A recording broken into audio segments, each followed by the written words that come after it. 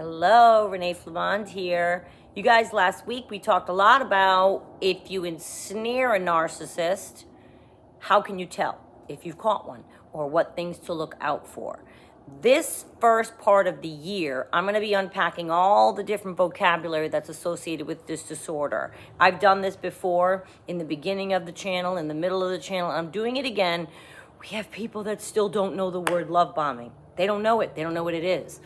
And I had somebody recently ask me, how can you tell the difference between a narcissist with personality disorder like this, love bombing you, and just a lovesick guy who's not disordered, but he fell flat on his face in love and out he comes with poetry. Okay, how do you know the difference? This is where time and action come in. And I had somebody else say, what do you mean? Like they wanted to know, what do you mean by that? You refer to that a lot. I'm going to talk about that here today. A lovesick guy who is non-disordered will expel both time and action. And if he's truly lovesick, meaning he loves you, he fell in love right away, and he's already saying, I love you to you, and you're not on the same page. So you're not saying, I love you back. He's not going to give up if you're showing interest, but you're moving more slowly. He's going to go right along with your pace. He's going to respect your boundaries, respect your speed. He's going to be around in 3 months, 6 months, 9 months, right? And he's going to nurture the relationship with actions that he takes. He's not just going to call you, say all these words, hang up, hope you fall at your feet. Call somebody else, say all these words, hope they fall at their feet. That's not what a healthy, non-disordered person who's in love is going to do. A narcissist will expel neither time nor action. He might, if you present a challenge, he might play around a little bit and lay it on really thick and tell you all these wonderful words, but he's not going to be around nurturing you, your timetable, your boundaries, your restrictions for 3, 6, 9 months to a year.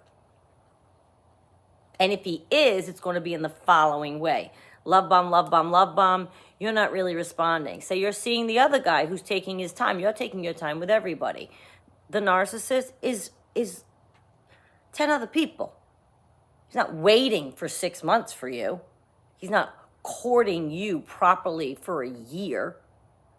They speak with urgency, like it's an emergent situation. They come at you hard with all of this love language. I love you. You're the one for me. I've never known anything like this. I feel like we're the same person. I've met my match. All of this kind of language very, very, very urgently. Like they're going to die if you don't say yes and agree with everything they're saying. They're trying to get you ensnared. They're trying to charm you. You know what song I think of? Paradise by the Dashboard Light by Meat Loaf, God rest him, right? When she says, do you love me? And then all of that talk is about how he'll say anything to have paradise by the dashboard light. He'll say anything if you listen to the words. Of course, he'll say anything she wants to hear. That's what a narcissist does. I'm not saying Meat Loaf was writing about that or that Meat Loaf is. I don't personally know him. But that's what the song's about. And if you listen to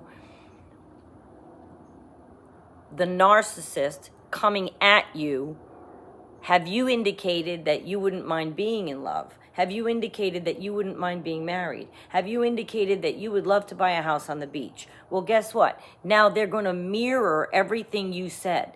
And you're going to find him, the narcissist, promising you urgently, I'll get you a house on the beach right now.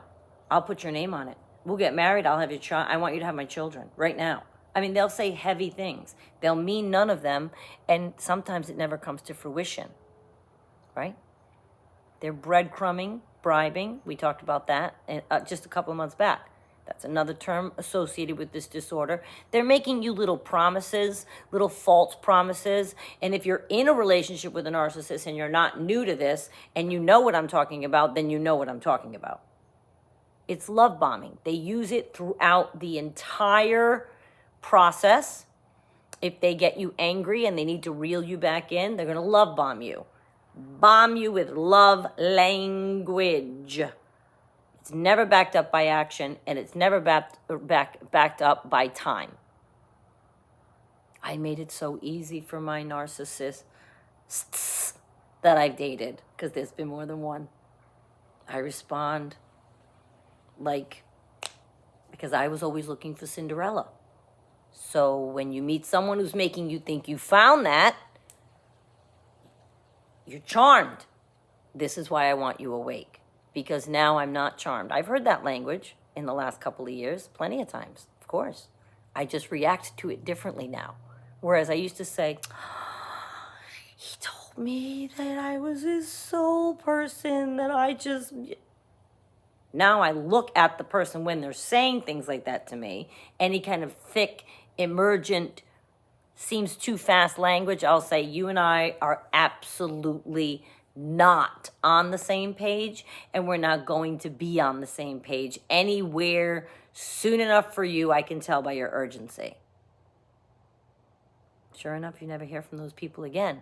If they were a healthy, truly in love, truly meant that language, lovesick guy, my pronoun is he for a romantic partner, we always say insert your own to make it for you, then he would not just disappear with the first challenge of, and I wasn't trying to challenge, I know myself now. I'm not going to be on that page of a fast pace ever again. I don't trust a stranger. I won't do it. I don't care what the guy. Okay, maybe Eminem. I just think he's a good writer, you guys. But anyway, we won't get into that. I'm making a joke. I won't move fast for anybody. You're going to have to prove to me with time and action. That's the only way to protect yourself from a narcissist. If you immediately respond to their language and you don't know the word love bombing, you don't know this disorder, and you're out there blindly like I was, you believe the guy? I believed him with the things that he was telling me. I look back now and think, oh my God, those are lines he gives out to everybody. The same lines. Same lines. Right? And a lot of them are what a girl wants to hear. Many girls want to hear. Men. Narcissists come in all genders, all shapes, all sizes. So I don't mean to keep saying, but my romantic part is he, so that's where my mind goes. But they're going to keep saying to you as much as you need to hear for them to get you. And once they get you, then it's a whole other slew of things that happen in this cycle, which we're going to break down. Next video, we're going to talk about how they try to exert control over you. This is the first moment that they're trying to exert control over you. They're going to win this.